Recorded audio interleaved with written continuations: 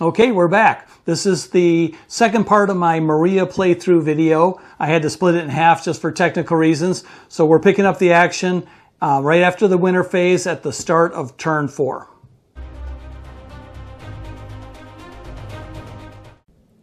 Now we're in the politics phase. We'll draw new cards. Now that's the imperial election. Set that aside for a moment. We have a good mix of possibilities here. Italy could go 2 to the right or 2 to the left. 2 to the right would be great for Austria, terrible for France. 2 to the left would at least make things a little bit better for France. Russia could go either way. Going to the left would improve Prussia's situation quite a bit. Going one more to the right is going to keep worsening things for them. So there's a lot at stake for just about everybody here. Pragmatic Army won the most recent victory, and for this politics phase, they choose spades as trump. Prussia goes first. France passes. Pragmatic Army passes. And Austria goes last. We'll reveal those cards. And Prussia will have first pick. Prussia takes the Spain card and decides to move Russia, obviously, 1 to the left. And then they decide to also execute the bottom and move Italy 2 to the left.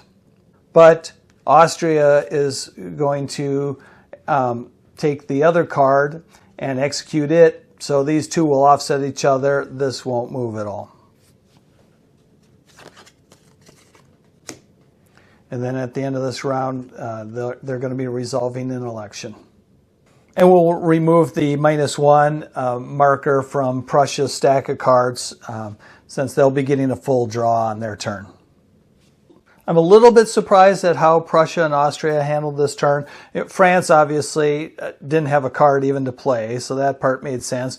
Pragmatic Army could have spent a spade, but I can see why they want to hang on to them right now.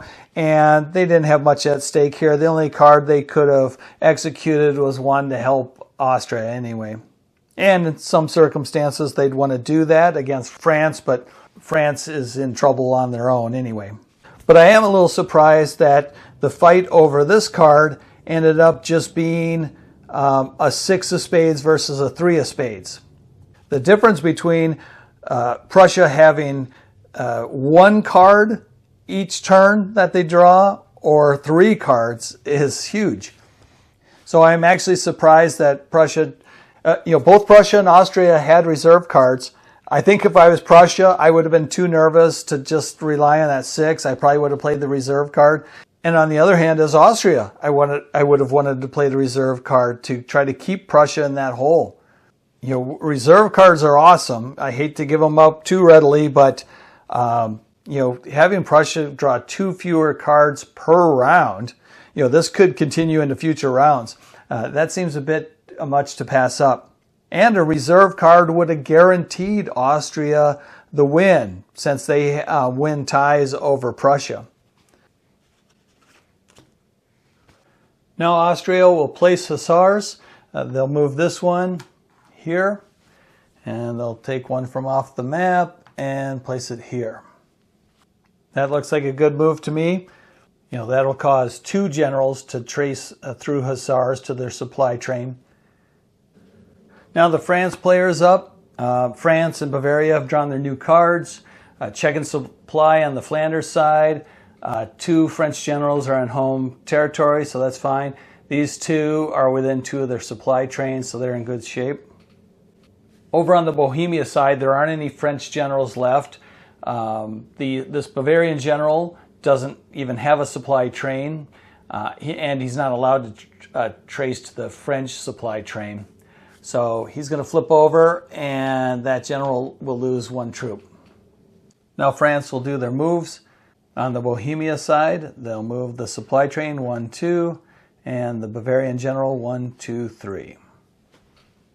On the Flanders side, they move this general 1, 2, 3 to start an attack on this Pragmatic Army stack. They force march this general, 1, 2, 3, 4, 5, 6, 7. Their number 1 general, they move 1, 2, 3, and conquer this elector. We'll update the Electoral College, and we'll mark that France has regained a majority in the elector fortresses. This one they'll move 1, 2, 3, and the train they move 1, 2. Over on the Bohemia side, I'm fine with what they did with the Bavarian general here. He's basically dead man walking. All he can do is try to race back into clubs where he's strong and then into home country. In the meantime, he's very exposed to attack from Austria, but there's nothing he can do about that. This train is somewhat a non-factor at this point. You know, all they could do with this train is just get him off the main road and hope that Austria didn't take the time to leave the main road and slow themselves down, just for the sake of taking this out. France is so short of cards right now that I'm not sure I would have done this, but at least a serious consideration would have been to spend 4 points and re-enter this train in München. Then he's not going to be taken out next round or this round by Austria, and he's available to support a French general coming down this way, which would allow this train to continue moving north and support these 2 generals. Over on the Flanders side, there's some things I liked, a couple things that I might have done differently. I'm not sure I like this attack here. I understand the thinking. France just drew 12 points of hearts, and they're thinking Pragmatic Army is probably very low on spades. So this might be an opportunity to score a major victory. But they know they're going against a stack with way more armies than this French general has. Most of those 12 points of hearts will be eaten up just making up that difference. So if Pragmatic Army has any spades left at all or has a reserve card, this general's in big trouble. And I know I talked earlier about if you're going to engage in combat, initiate it on your turn while you have the best card advantage you're going to have. But in this case, I think, this is where this general started. I think I would have been inclined to, say, move him up to here, where if Pragmatic Army wants to attack him, they're still battling in spades. France is still battling in hearts, but they have to, give up forward progress to go deal with that general. He's not accomplishing much there. He's only defending that one fortress, but at least he's a threat that Pragmatic Army has to deal with, and it slows them down. Over here, I like that this general was moved into position where he can now head down to Bavaria and defend that. That was crucial, I think. This forced march was interesting. I normally would have thought to keep the general down here and defending this area. It feels weird to leave it completely undefended. But maybe on his own, he wouldn't have accomplished that much anyway. I think at least there's, a good argument to be made for moving him up here and creating threats not only to this supply train, but also to that one. This is an immediate threat that Austria has to deal with, and it's something that Pragmatic Army has to at least think about. Assuming the Pragmatic Army wins this battle, they'll still have to worry about this guy getting into behind them and messing with their train. So I think that's a pretty good move. This one, I'm not so sure about. The only reason to move him over there is to start moving north and try to take some fortresses in the Netherlands. I don't see that happening. That's multiple turns away, and Pragmatic Army would have plenty of time to drop back a single army to prevent that. I think they would have been better off moving this general into defensive position, more over in this area. And I'm going to harp on it again, leaving. They had these generals stacked. They could have done some reallocation. I would have at least switched it. It's currently still 7 armies, 1 army. I would have made it, say, 6 and 2, just to give this guy some cushion. The fact that they left it at 1, though, does indicate to me that They fully intend to just send him north and hope to not have to engage in any combat with that general. Now we have combat to resolve, and this French general is at 6, and the stack of Pragmatic Army generals is at 13, so France is -7. They're in hearts. They'll play a 3, so they're at -4. They'll play a 9, so they're at +5. Pragmatic Armies in spades. They'll play a 2 to put them at -3, and they'll play a 7, so they're at +4. And France will retreat. They'll mark the loss of 4 armies on their sheet. Get these cards out of the way. And Pragmatic Army will retreat them 4 spaces. 1, 2, 3, 4. And since France lost 4 troops, a Pragmatic Army will gain a marker in their battle box. No surprises with how that combat went. I guess I would have preferred to see the Pragmatic Army send that French general 1, 2, 3, 4. That would have kept him off the main road and still in major trouble where he's not going to be able to get in supply anytime soon. Before ending their turn, France is going to reduce their military objectives. Now, in case you're not familiar with how that works, there are 3 conditions. It has to be declared at the end of France's turn. They can't have any French generals in core Austria, and they're fine there. And then it can only happen once per game. So it hasn't happened yet, so they can do it now. So they have to remove all of their victory markers in core Austria. They just have the 1. And then half of the ones they remove, rounded up, can be removed from the game. They had 1, half would be rounded up to 1, so they can remove this from the game. If they had 2, 1 would have been removed from the game, 1 would have gone back to their pool. And now we can go on to Prussia's turn. Checking supply, this Saxony general's fine. He can trace to the train here. This Prussian general can trace here, so he's in good shape. These 2, though, have to trace through hussars, and the shortest route is 1, 2, 3. So, and there's 2 generals there, so they'll have to pay a total of 6 points. So the Prussian general decides to pay a 3 of diamonds and 3 of spades. Prussia had a strong card draw there, and they haven't engaged in combat yet. So I imagine we're going to see them get a bit more aggressive here. Now for their movement, they'll move their Saxony general 1, 2, 3, and place a provisional marker there. They'll move the Prussian general 1, 2, 3 to the same space. I have to put him underneath. They move their train 2 spaces, 1, 2, and block in this Austrian general. Their number 1 general, they'll move onto this space, then over 1, and then back. So they get to place a provisional marker there. And their number 2 general, they'll move 1, 2 to start a combat with this general here. So we'll have 3 combats to resolve here, here, and here. I have a few concerns about these moves. I'm going to put a marker down just so we can see where these 2 generals started from. One concern is that they have to think of themselves as being in a race with Austria right now. Austria is poised next turn to start getting some fortresses on the Flanders side, and over on the Bohemia side, they are currently uncontested going into Bavaria. Now, France does have a general that's going to be coming down into this area to defend, but they're so short on cards, Prussia can't count on them mounting much of a defense when Austria moves in here. Meanwhile, Prussia is set up to, at best, gain 1 fortress this turn. This one, regardless of the outcome with these 2 combats, they won't gain this fortress because there's still a general here to defend it. And this one that's provisional, if this Austria general just backs up 1 or 2 spaces, they won't win that one either.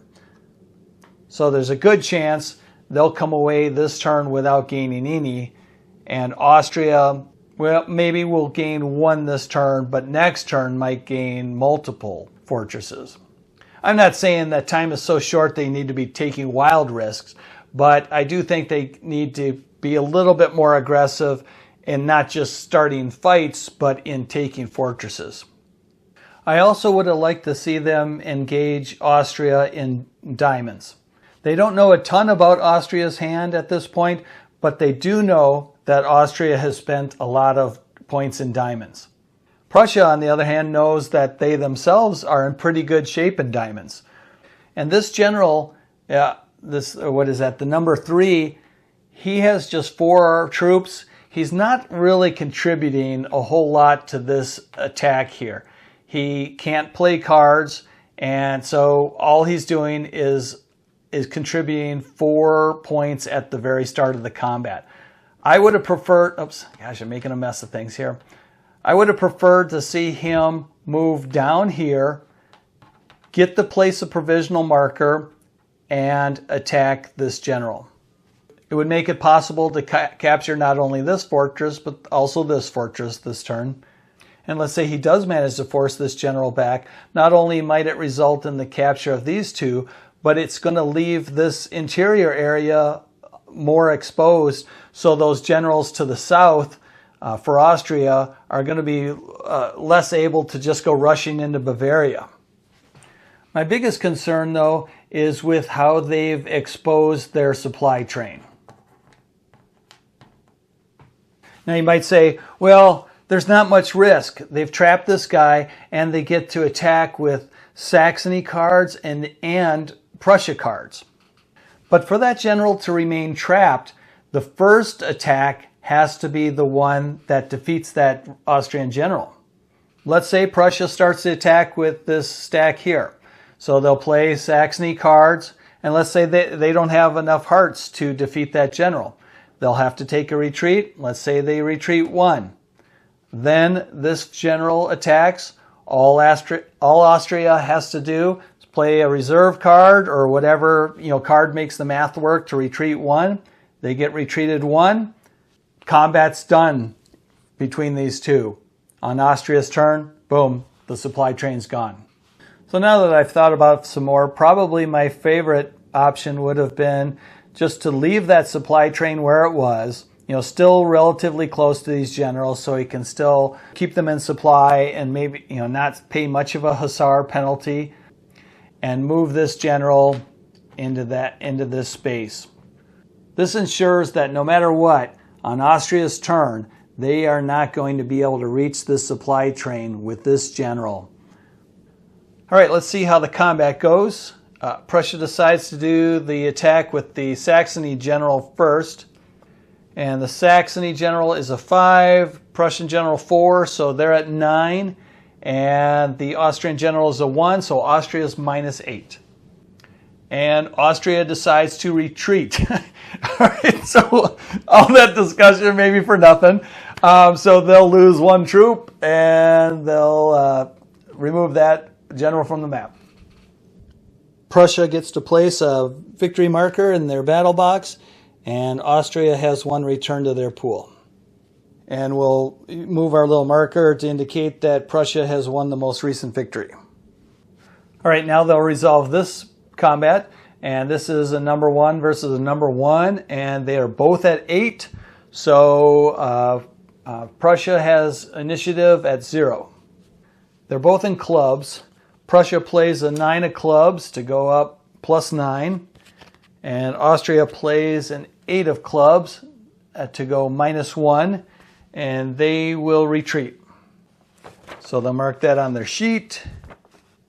We'll get these cards out of here, and Prussia needs to retreat them 1, and they'll move them here.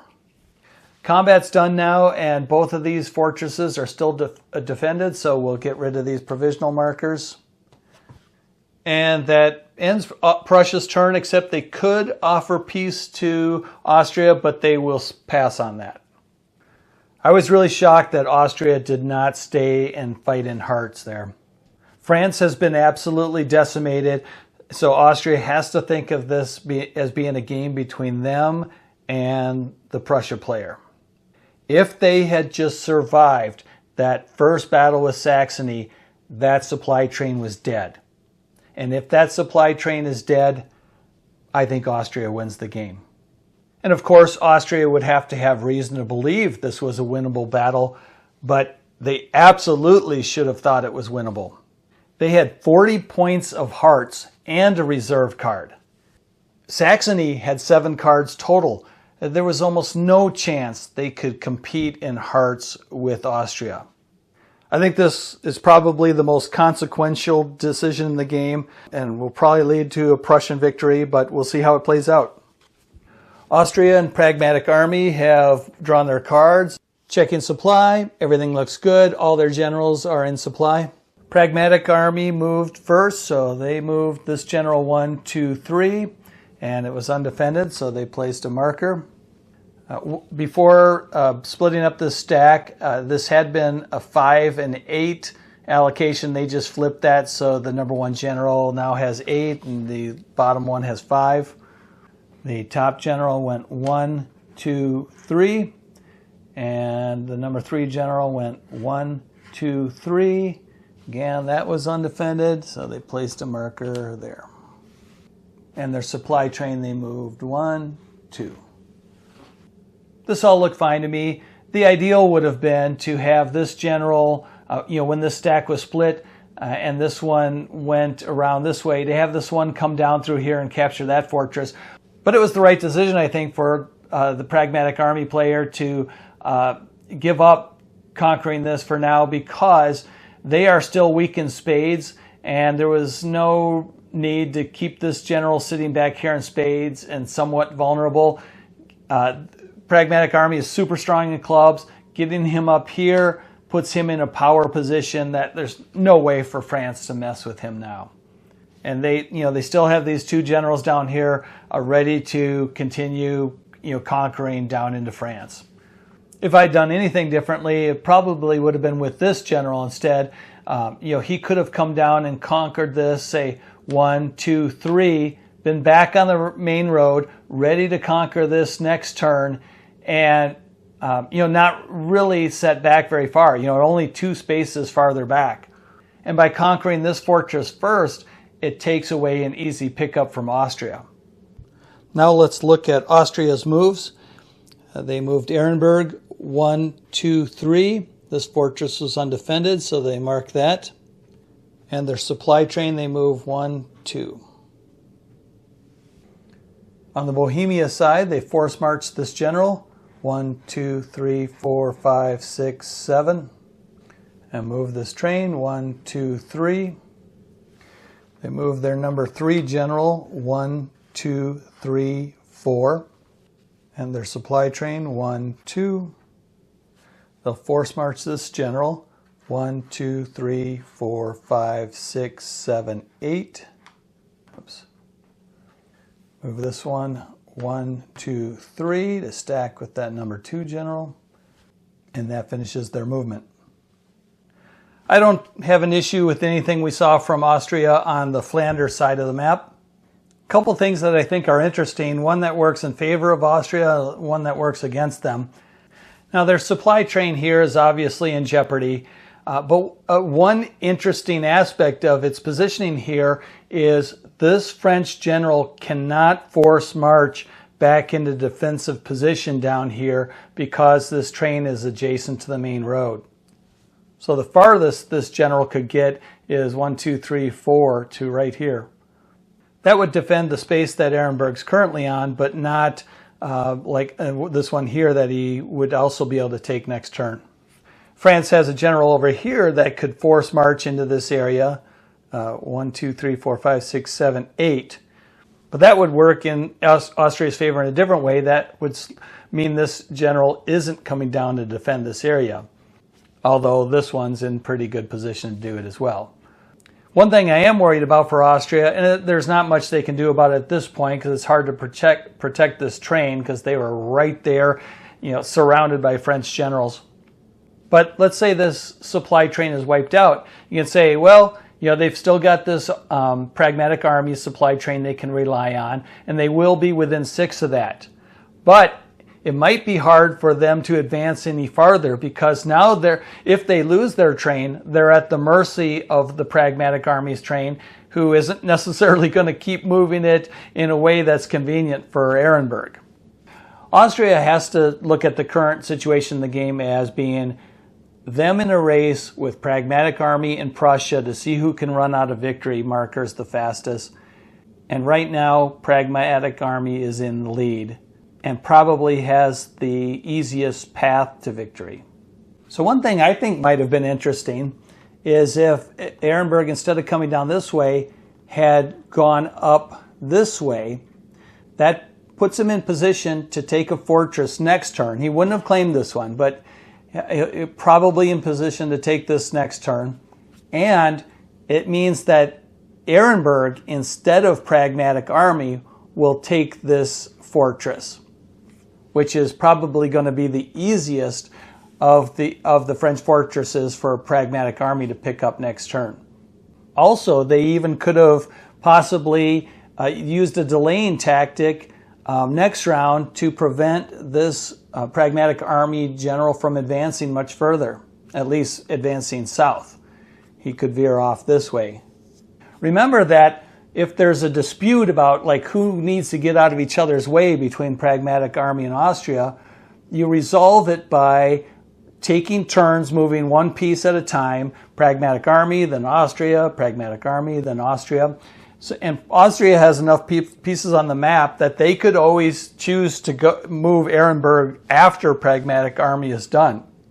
So next round, they could sit there as long as they want until Pragmatic Army has to give up on trying to move this general south, and then Ehrenberg moves and claims this fortress.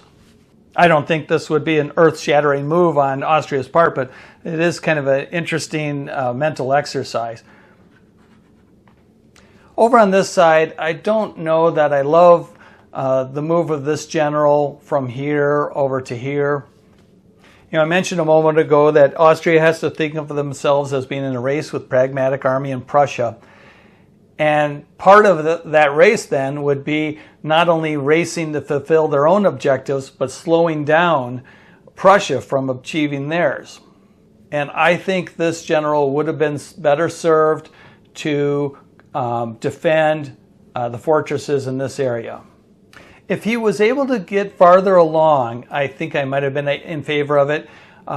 Because if he was in a position, say if he had started the turn here and could interrupt France, that would, even if doesn't win a battle out here, he can slow France down and keep France farther back while this general then next round starts capturing some fortresses down here. Or by just moving one city over down to here, this general could have moved into Harz, which is still very strong for Austria and would have been protecting two of these three fortresses up here, and also this fortress here. Another thing I'm concerned about is that Austria did not deal with this Bavarian general. Now you could say, well, that general's out of supply, he can't capture any fortresses, he's going to be racing home. But a general out of supply can still defend. And this general's on a main road. Next turn he could go 1, 2, 3, 4, and already be in position to be defending some of these fortresses. So Austria has to try to move forward a little bit, then go back and push the Bavarian general away. Also, I think it's important to always keep in mind the significance of placing victory markers in battle boxes. A couple markers placed in battle boxes because of big victories is just as useful as a couple markers from conquering fortresses. And having had that big stack of generals here, Austria had a general with 7 armies and 6 armies, and they knew this one was at 7. So they could have had a 13 versus 7, and they had just drawn a 10 of diamonds. They have a reserve card. They also have, I can't remember what the other diamond was, a 3 of diamonds. I think it might have been worth attacking this general, trying to get a couple markers into battle boxes as a result of that, and knocking him out of position where he can't continue to hound Austria as they try to take Bavarian fortresses. Over here, I actually would have liked to seen this number 1 general only move 2 spaces over and stop here rather than stack with this general. And you might say, well, why would you prefer to fight alone rather than in a strong stack? And the reason is so Austria can fight in the 2 suits that they're strong in, not just 1 suit. This general stops here. As Prussia pushes south and tries to force Austria back, they have to fight clubs versus clubs. And then, assuming they push this general back, then on a subsequent round, they're having to fight clubs versus hearts. Unless they manage to work in behind this general, but there's probably ways Austria could prevent that from happening. Now we need to resolve an imperial election. We have the 3 automatic votes for Austria, and then we have 4 votes for Bavaria. And then if Saxony was neutral, the Dresden vote would go to Austria, but Prussia still controls it. So Prussia gets the Dresden and Berlin votes, and they vote for Austria. So Austria wins the election. And then we'll move an Austrian marker from their pool to the imperial election box. I'm very surprised by Prussia's decision there. It came down to their choice whether Austria or France will get that victory point. And by giving it to Austria, that leaves France with 9 markers in their pool versus 6 for Austria. Currently, France has no French generals in Bohemia. Their Bavarian general is out of supply and no prospect of getting into supply soon. And even though they have a couple generals heading into the Netherlands, they have a pragmatic army right on their heels that probably won't allow them to do much up there. So I certainly don't see France as much of a threat, but maybe the Prussia player has seen something I don't see. To wrap up this round, we'll discard that imperial election card and we'll move on to round 5. All right, now we're into round 5 and we'll start with the politics phase. We need to draw a couple new politics cards. Prussia won the most recent victory, so they get to choose the trump suit and they'll pick clubs. Prussia will play a card. France passes. Pragmatic Army passes. And Austria will play a card. We'll reveal those. And Prussia has an 8 versus a 2, so they get first pick. Prussia will take the Sweden surrenders card and execute it. The top part would move Saxony to the right. They don't want to do that, so they'll skip that. The bottom part moves Russia to the left, so they will resolve that. And we'll get rid of that card and discard Prussia's card. Now Austria's up. The remaining card just helps Prussia, so they don't want to execute that, so they will conserve their card. There's nobody left that's able to take a card, so we'll discard this, and that finishes the politics phase. I'm a little surprised Austria didn't make more of an effort to win first choice there. They had a number of different clubs cards to work with. Maybe it was because they wouldn't see any immediate results from it, because if they had been able to move the Saxony marker 1 space right, it still wouldn't have reached neutrality. Now for the Hussars phase, Austria will move this one down to here, and the other one down to here. I think it's fair to call this a mistake. My best guess is that the Austria player just miscounted and didn't realize that they could place a Hussar here, 1, 2, 3, 4. Because if they'd placed one here and then one here, Friedrich would have had to trace supply through a Hussar. And they would have been 1, 2, 3, 4, 5 away, so they would have had to pay 5 points. As it is, they'll be in supply and able to trace around these Hussars to their supply train. So I think probably just a missed opportunity there. France and Bavaria have drawn their cards. France is still drawing 1 less card than normal, and now they need to check supply. These 2 French generals are easily in supply. They can reach in 3. This one can reach 1, 2, 3, 4, 5, 6. But this one is out of range, so we'll flip that over. That's France's number 4, and they'll lose 1 on their sheet. On the Bohemia side, there aren't any French generals. The Bavarian general is still in core Austria and has no supply train. So he is still out of supply, and he's already flipped over, so he'll lose 2 troops now. The supply situation with Bavaria's general reminds me of a point I think I forgot to make earlier. If you recall, we saw Austria's generals knock out Bavaria's supply train when they entered here back in turn 3. I think France should have re-entered their supply train in München at their first opportunity, which would have been during their movement phase in turn 4. If they had done that in turn 4, now at the start of France's turn in turn 5, there'd be a supply train sitting here, and it would be eligible to move. Now granted, they would have still been out of supply this turn, but at least they'd be in much better shape to try to get into supply later. And also, supply trains, although their uses are limited, they can accomplish some things. Like, let's say they had moved the supply train down here. That would have blocked this Austrian supply train going this way. They could have moved this French supply train down to here. And with this Austrian train blocked on either side, Austria would be starting their next turn out of supply with this general. That would be a huge setback for Austria. Remember, you can't trace supply through an enemy piece, even just an enemy supply train. Also, by being able to leave the main road this turn, they would have a hope of keeping their train alive. If they build it now, it's almost certainly going to be destroyed by this Austrian general.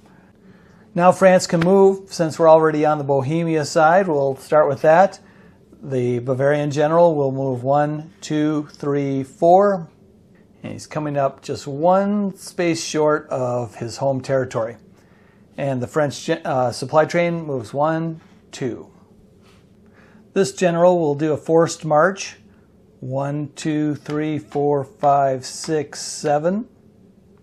Supply train, 1, 2. This general, 1, 2, 3, 4. This one, 1, 2, 3. And we'll eliminate this Austrian supply train. And this one will come south, 1, 2, 3. I've got my markers out here again to show where the general started. I'm a little surprised that France brought this general south rather than push him around this corner and stay in the Netherlands. I mean, they seem to be interested in making a push that way, and they could have gone 1, 2, 3, 4, and that would have gotten them into supply with the supply train here that's been moving north. I'm not seeing much value in having him here. He's not defending anything that a pragmatic army or Austria might take this turn, and now he's fodder for a pragmatic army to pick up another battle box token. France only has 2 points total in diamonds right now. So this general could move down, up this road and probably just knock that French general right off the map. And without this general creating any kind of threat on the Netherlands, this general can pretty much do whatever he wants now. Now, he might have done that anyway because they might not consider France a real threat in this game anymore. But I think it would have been at least interesting for France to keep that option open up here. My main concern with this turn, though, is just that it seems like France has given up making any effort to slow pragmatic armies advance into France. And pragmatic army is a real threat already. They only have 4 victory markers left in their pool. They're going to easily pick up 1 here and 1 here this turn. They might pick up a battle box token if they battle here with France. At some point, France is going to have to make the effort to slow these guys down, and they're certainly not positioned to do it right now. Prussia and Saxony have drawn their cards. Now they can check supply. Everything looks good. Saxony can easily trace to this supply train, and all three of the Prussian generals can trace to this train without passing through these hussars. Now for their moves, both of these generals will go 1, 2, 3, and they pass through this fortress and it's not defended, so they'll place a marker there. Saxony's train will go 1, 2. This general will move into this space. That'll take that hussar off the board. Then they'll continue on. They pass through this fortress and it is not defended. 1, 2, 3, 4. So they can place a marker there as well. And then for their third step, they'll stack with Frederick here. And then their train will move 1, 2. Everything on this turn seemed fine to me. A couple things I'd like to note though. I'm always leery of stacking a strong suited general under the weak suited general. And I'm sorry if I pointed that out earlier. I'm recording this over several days and I'm starting to lose track of some of the points I've made. But here we have a general, this Prussian general, who has access to 41 points worth of diamonds, and he's stuck relying on the Saxony general who has 2 points of diamonds.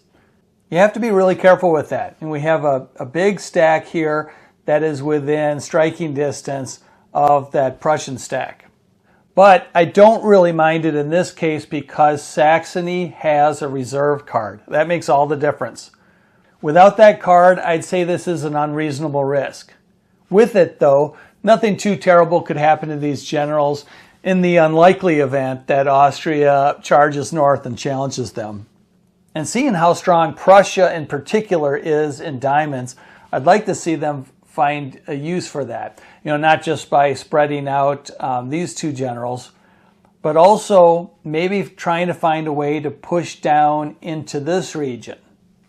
Instead of sending their number 2 general from here down to join Frederick, I guess I would have been inclined to send him this way toward the southwest, maybe to this city here, where he is still in clubs, where he's relatively safe compared to if he went here and was in spades. But then he would be set up to maybe on a subsequent turn go 1, 2, 3 and get into diamonds, where he's very well protected with his cards and is set up well to start trying to capture some stuff down here. Austria and Pragmatic Army have drawn their cards. Now checking supply. Pragmatic Army is in great shape. They're all closely bunched around this supply train. Ehrenberg has lost his supply train, but he can just reach the Pragmatic Army's train 1, 2, 3, 4, 5, 6. On the Bohemia side, 2 of Austria's generals are in their home territory, so they don't have to worry. This one is 1, 2, 3, 4, 5, 6 from its train, and this one 1, 2, 3, 4, 5 from this train. So all 4 of those generals are in good shape. Starting with Pragmatic Army's moves, this general goes 1, 2, 3, 4. That fortress was undefended, so he'll place a marker there.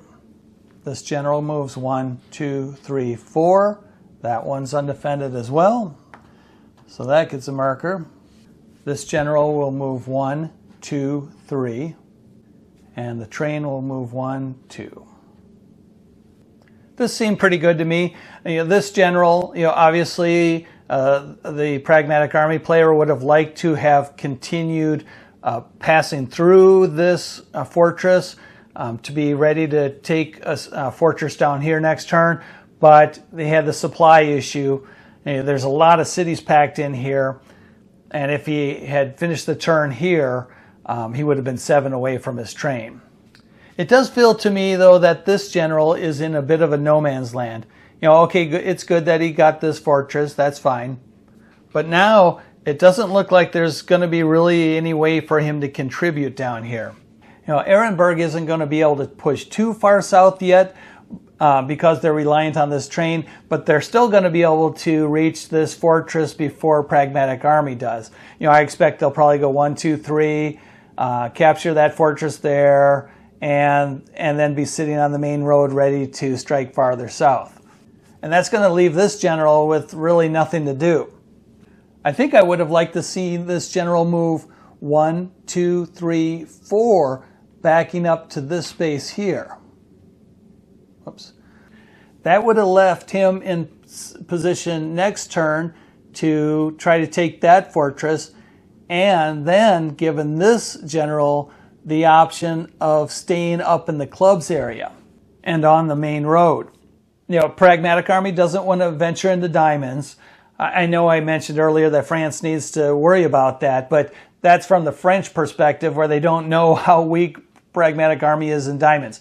Pragmatic Army knows they don't want to be up here, but they're extremely strong in clubs. And keeping this general up in this area, for one, helps defend these fortresses and the Netherlands fortresses. That may not be a big deal because they're not especially worried about France winning the game.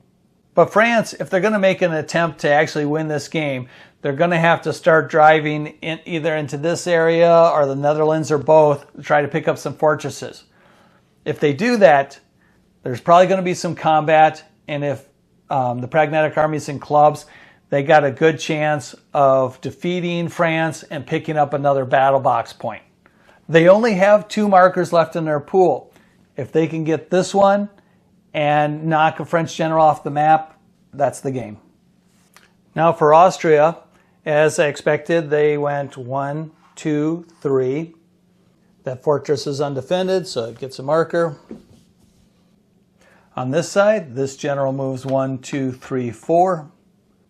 This general is going to go around the French general 1, 2, 3 into München, and the supply train will move 1, 2.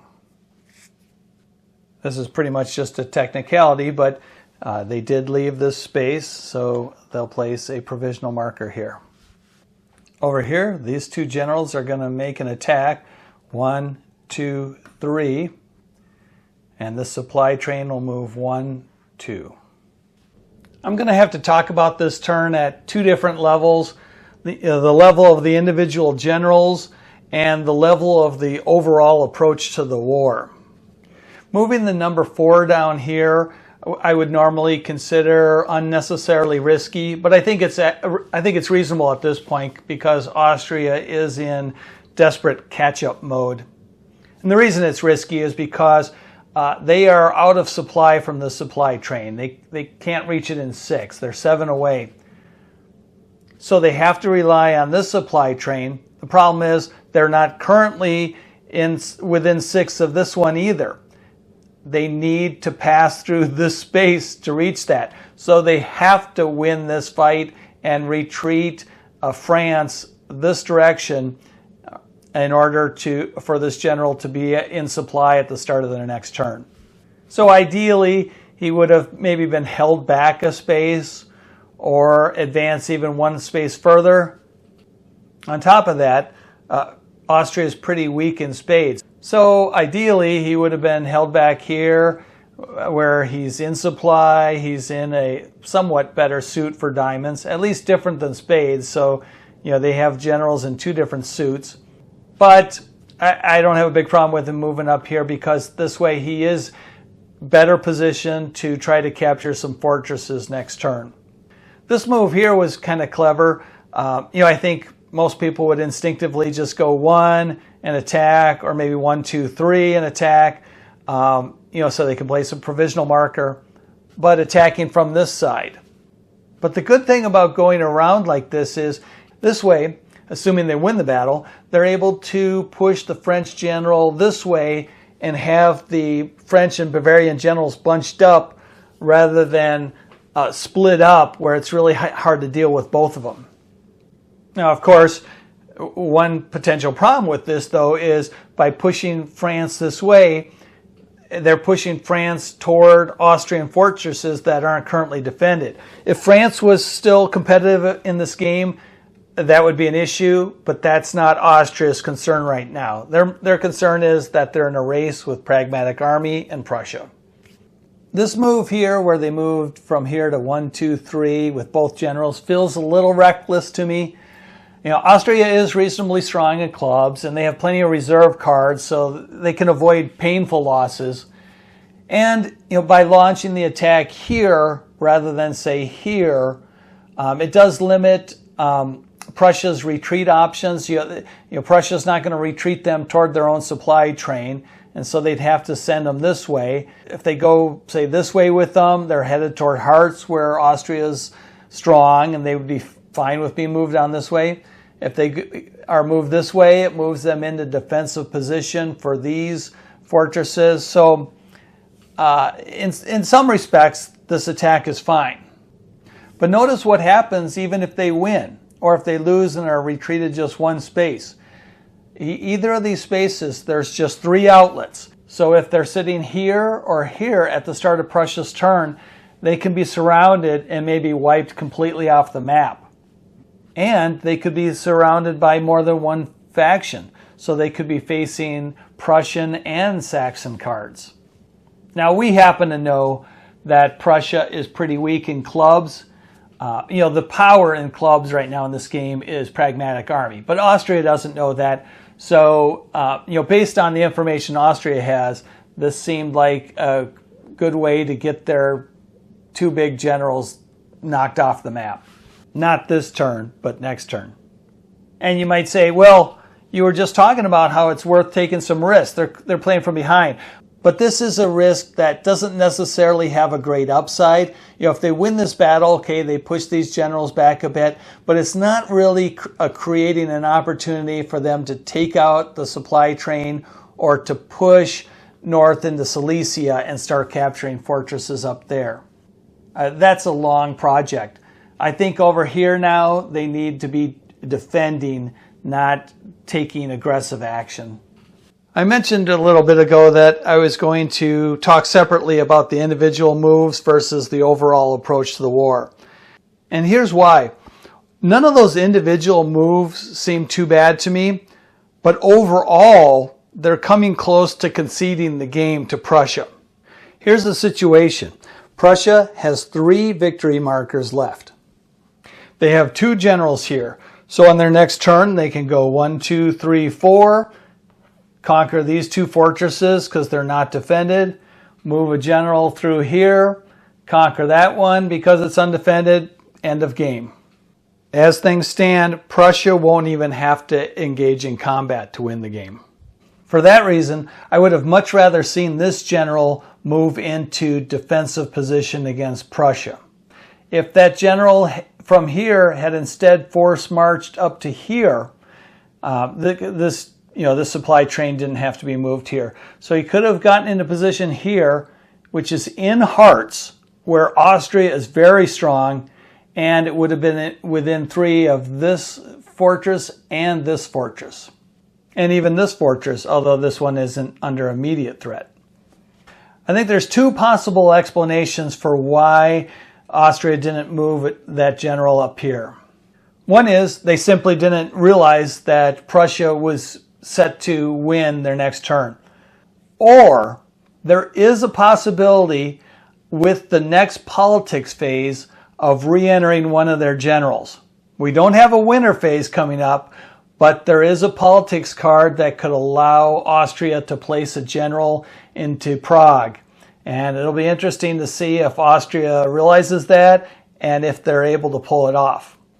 I suppose another possibility we have to consider is that Prussia suffers a major defeat here and loses a victory marker from their battle box.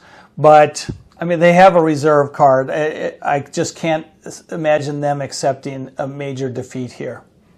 And you might think another possibility is to get Saxony neutral. But that would either take Prussia losing 6 troops in this battle or a politics card that helps shift Saxony to the right.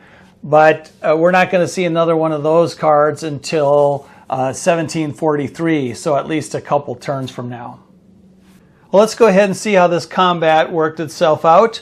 Austria's stack is at 15 and Prussia's is at 12, so Prussia is -3.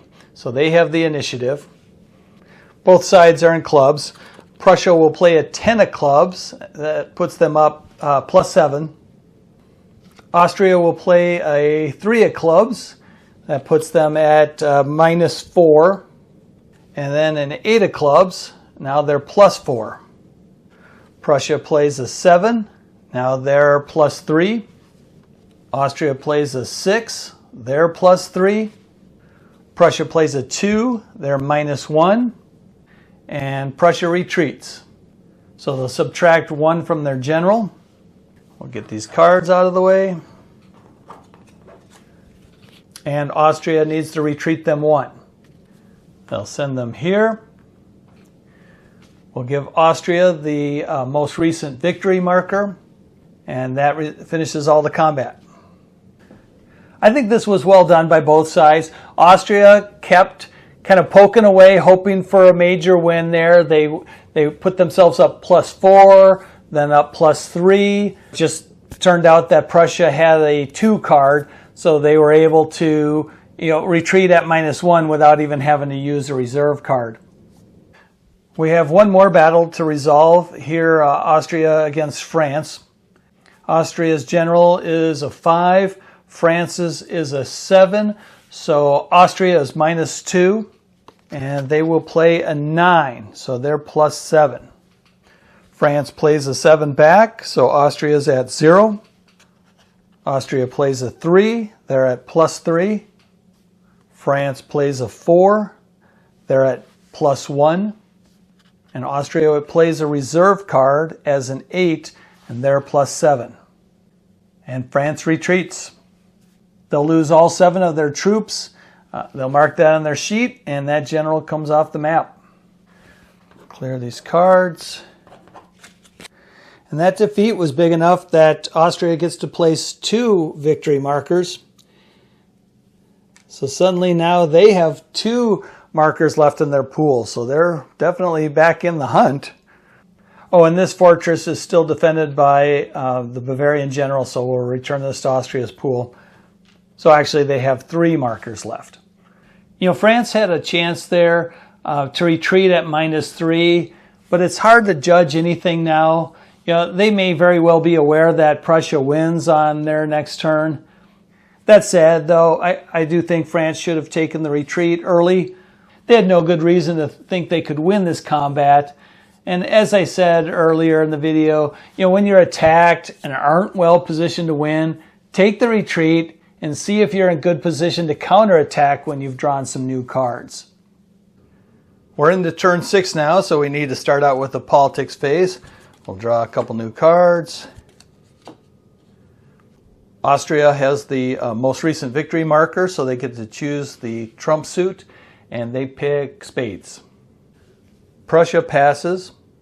France passes. Pragmatic Army plays a card. And Austria passes. We'll reveal the cards. I'm not sure I can explain what's going on here. Prussia passing seems fine. They couldn't take either politics card anyway, though I would have liked to see them try to set themselves up for conserving a card for the next politics phase. And France had to pass anyway because they were out of spades. But I'm not clear on why Austria set themselves up to not really be able to increase their bid. I mean, they technically could have played a reserve card, but spades seemed like a strange choice. I guess, their thinking was surely that they knew France was out of spades, and they didn't want France to be able to obtain either of these cards, which would probably lead to France rebuilding generals in France. I think I mentioned earlier that one of the interesting twists on these politics cards is when you are allowed to recruit armies or troops from these cards, you can immediately assign them to a general and re-enter that general on the map as if it was a winner build. So naturally, I guess, Austria didn't want France to have that opportunity. The problem is they're probably about to lose that opportunity for themselves. I think this was a mistake, and this was a mistake. The player in control of the Pragmatic Army is the same player in control of Prussia. That player does not want Austria to have a chance to rebuild a general. In fact, as far as I can see, that's the only way Prussia doesn't automatically win on their turn. I thought Pragmatic Army should have played a reserve card here.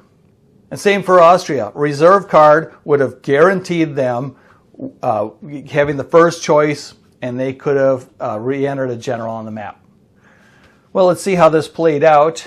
Pragmatic Army had the first choice, and they did take Hessian mercenary as I expected. So they get 3 new troops, and they can assign those to their generals. I'll mark that on their sheet. I'll clear these 2 out of here. And then Austria decided to execute this card. So now I'm really confused. I'll discard this, and I'll move this over to the map so we can see how it's going to get resolved. This politics card has 3 effects. First is that it puts Mannheim under French control, but that's already the case, so no changes need to be made there. Then France gets a card, so they'll draw a new card and add it to their hand. And then the big effect here is that France gets 3 new troops. They're going to assign 1 to this general here that's out of supply. They'll mark that on their sheet. And then they'll add 1 to their number 1 general who's off the map and re-enter him at this major fortress here. And then they'll add the last one to their number 3 general who's also off the map, and they'll re-enter him at this major fortress down here. And that finishes this politics card. I'm having trouble figuring out why Austria is helping France out this way. Now, I can imagine making a deal where they would allow France to use this card to defend against Pragmatic Army, but I don't see any sign of a deal being made in the game. If I was Austria, I might have considered executing this card, but it would have been on the condition that France agreed on their turn to move these generals, force march both of them up so they can defend against Pragmatic Army while not preventing Austria from capturing this fortress here. And making matters worse, there's no reason this general even has to move west to defend against Pragmatic Army. He may very well move east to defend against Austria. So yeah, I'm having trouble seeing how Austria benefited from that move. Austria will place the hussars now. This one they'll just leave in place, and the other one they'll place here. And this looks good. Both these Prussian generals are 7 away if they go around to their supply train. So this is going to cost them 4 points on Prussia's turn. France and Bavaria have drawn their new cards. France is still drawing 1 less. Checking supply, 2 of their generals are in France, so they're fine. All 3 of these generals are within 6 of this train. This one had been out of supply, so they'll flip face up again. Over on this side, there's still no Bavarian supply train, and this general came up just 1 short of being back in Bavaria, so he'll need to lose 2 more troops. Now for their movement, they'll move their French supply train 1 space here, and then move this general over 1, 2.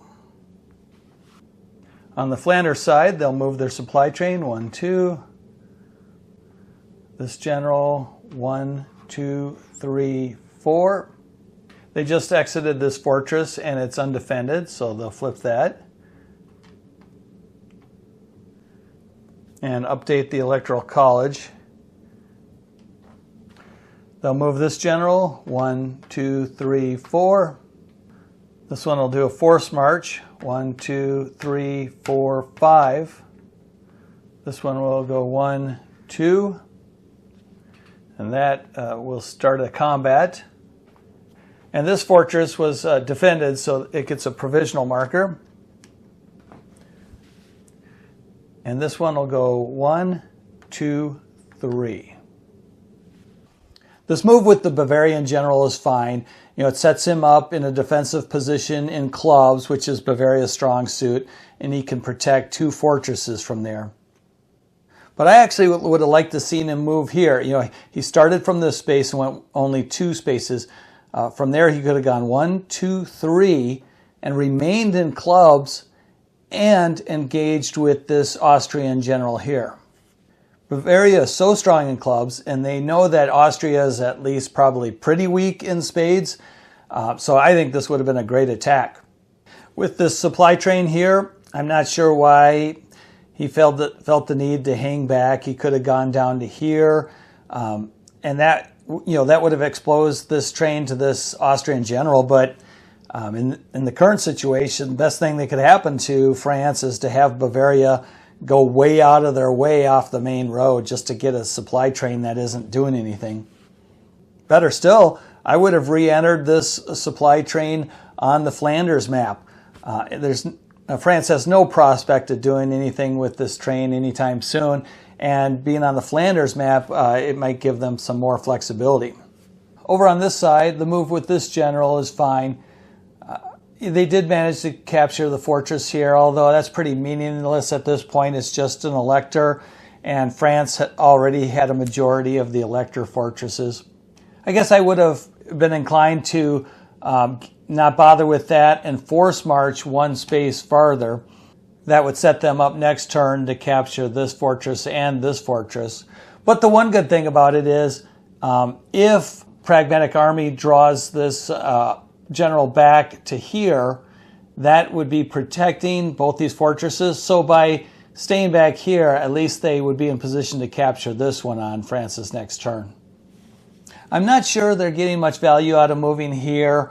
I imagine France is thinking that Pragmatic Army is probably pretty worn down in spades and they might be able to win this combat, but France is not very strong in diamonds, so it seems like kind of a crapshoot. And obviously they're in a position where they need to take some risk, but I'm just not sure there's much reward to be had in taking that kind of chance.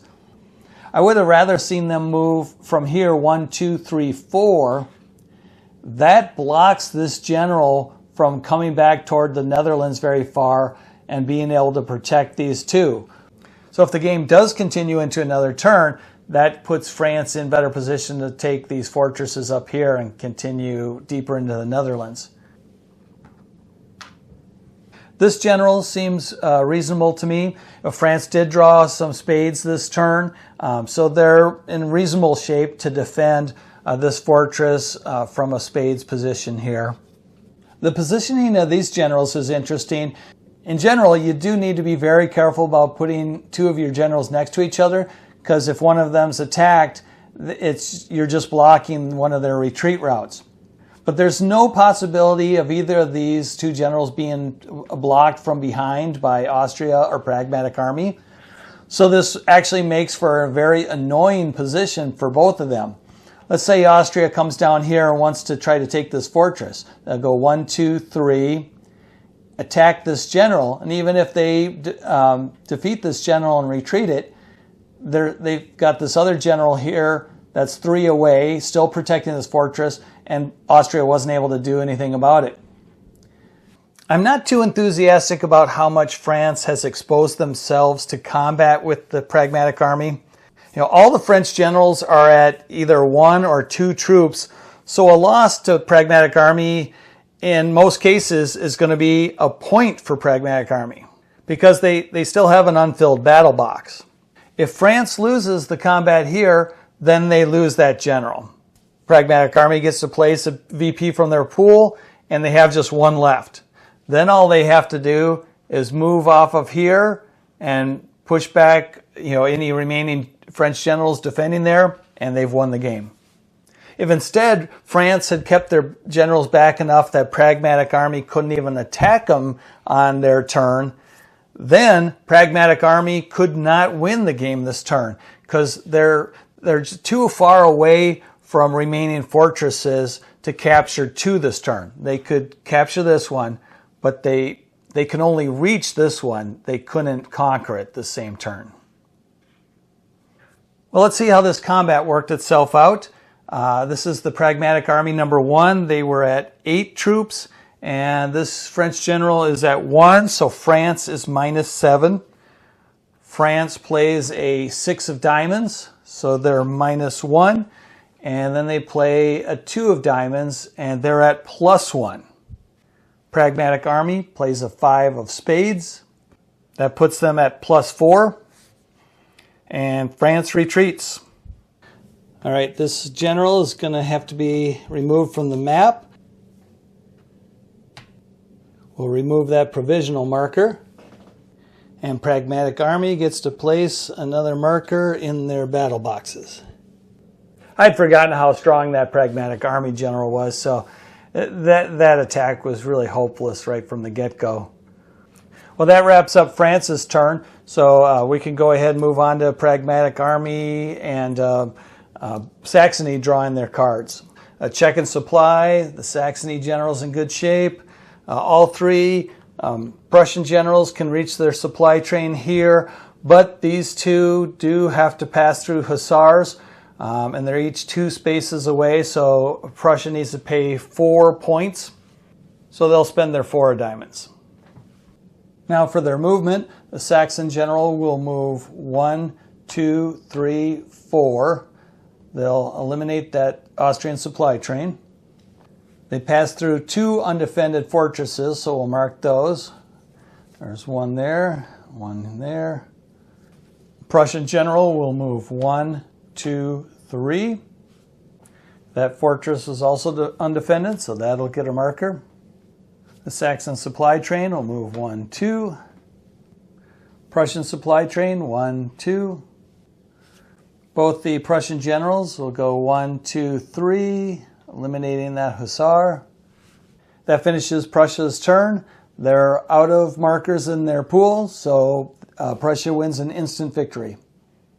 We knew this was coming. The important thing was for Prussia to not start an unnecessary combat, because the only thing that would have prevented them from winning this turn is to lose a victory marker from their battle box. So they smartly avoided these generals here. Well, that ended up being a little anticlimactic, with Prussia just waltzing through the final 3 fortresses they needed to win the game. But overall, I am pleased with how the game went, in that there was quite a few points where you could see clearly how a different decision by a player might have led to a much different outcome. So let me know your thoughts. Again, I'm Carter Maxwell. This has been Rules Challenge, and I hope to see you again soon. Thanks.